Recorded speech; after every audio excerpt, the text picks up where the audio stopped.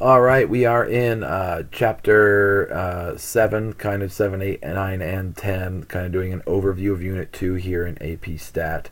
I did kind of race through here that last example here, but the idea behind it, looking back, was we were comparing. I just want to make sure that didn't like scan through this, but they gave us the mean and standard deviation of both, as well as the correlation.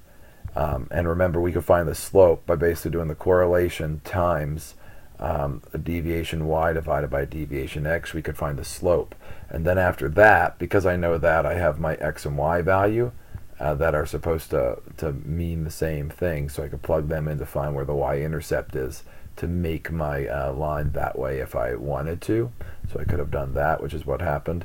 But we basically were able to, knowing that it's going at 76.5 degrees Fahrenheit, we were able to find the z-score of that, which is negative 1.5.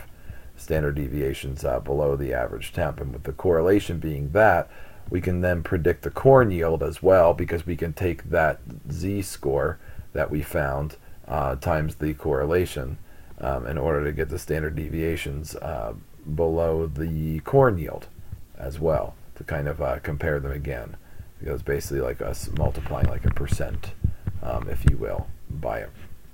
So that is how many standard deviations below the mean, just like this was, where did we get that right here?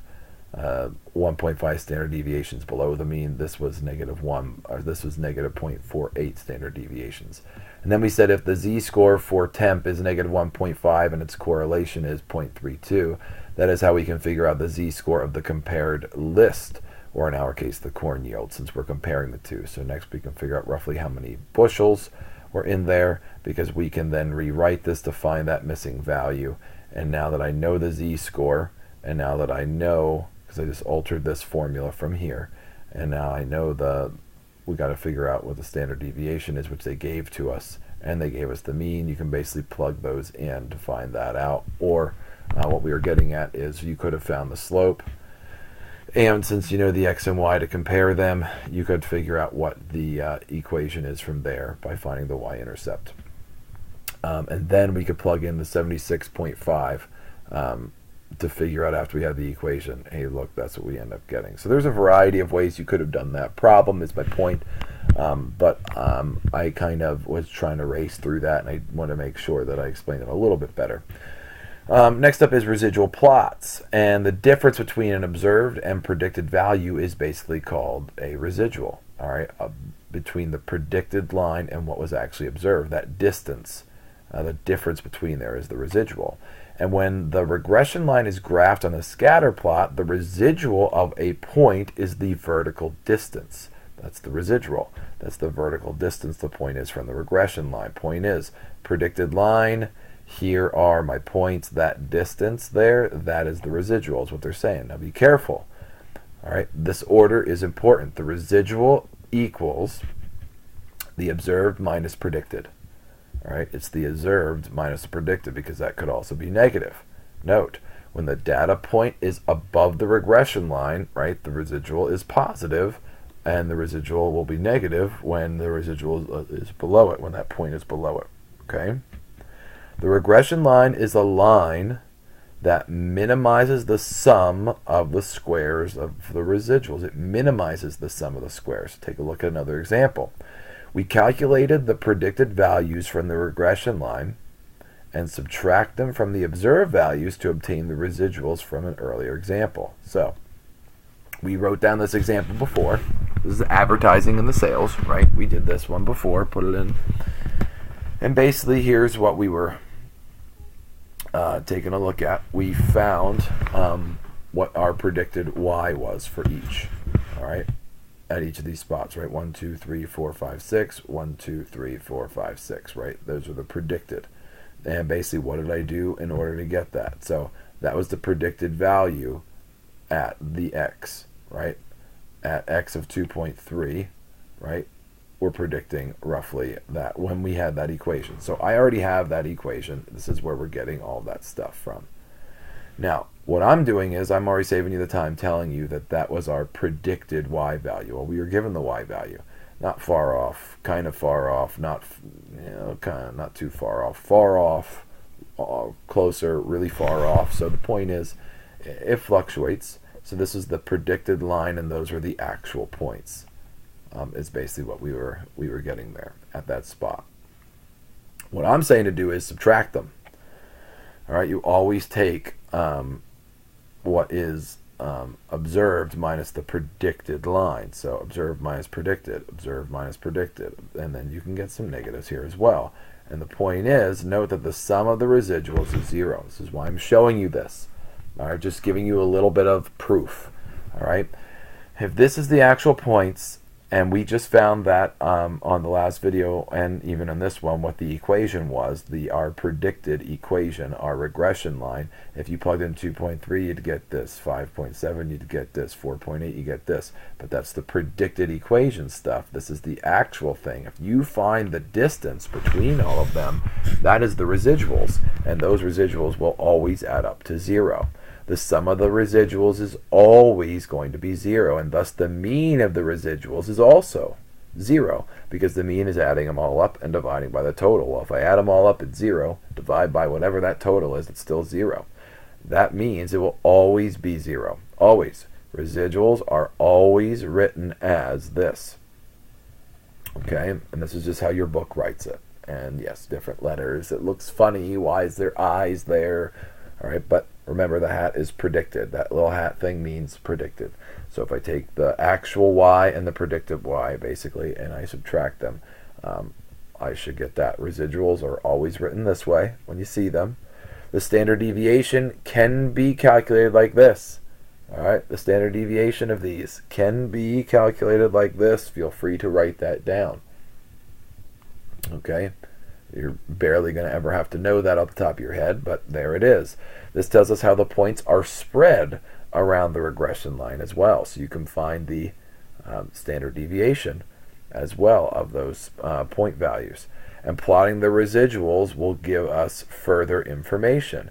A residual plot with a pattern, all right, if you take a residual plot with a pattern, is an indication that a non-linear model will show a better fit. So here's the irony of this. If we take the residuals and I just plot the residuals, right? So if I take the residuals and only plot them and I see a pattern, I actually see a pattern out of them. I don't know what that pattern might be. Maybe it'll be a curve, maybe a straight line. If I see a pattern, all right, it is indicating that a non-linear model will show a better fit, meaning I probably shouldn't do the line of best fit. I shouldn't do the line reg in order to make this work. In addition to whether the residuals are randomly distributed, we should also look at the balance between positive and negative residuals and the size of the residuals in comparison. All right. The residuals can be plotted against either the x value or the y predicted value, since the y is that linear transformation of it. It is also important to understand that a linear model may be appropriate but weak with a low correlation, right? A linear model may be appropriate, but it might have a low correlation, and it might be weak. Alternatively, a linear model may not be the best model, but it might also be a very good model with a high R squared. So take a look at an example so you can see what we're going on. It's a lot to kind of soak in here, and we're talking about the residuals. But the key, if there's anything you take from this, the big key is when you plot the residuals, if you notice some kind of pattern, it might be for the best to not use a linear regression equation. So suppose the drying time of paint products varies depending on the amount of certain additives it contains. So those are the additives it contains, and that's the drying time. Okay, so 1 through 10, 1, 2, 3, 4, 5, 6, 7, 8. Yep, that's 10. So we'll use a calculator to find the regression line. We go to Stat and Edit. So I plug those in. Okay, plug them all in. Now that I have them, I press Stat, arrow key over to line reg, and to calculate it. List 1, list 2. And this is what we get. Okay, so now I know what that equation is. Press enter a couple times till we get this, and there is roughly my equation. That should be the predicted equation. I should have a hat above that. So make sure you put a hat above that. Okay. Now, let's use the calculator to find the residuals. Okay, because your calculator can do this for you too, and I want to make sure you're doing this right. So let's use the calculator to find the residuals so we do not have to spend our time doing that. So you go back to the main screen. You press second and stat. Okay, so you go back to the main screen, second mode to cancel out.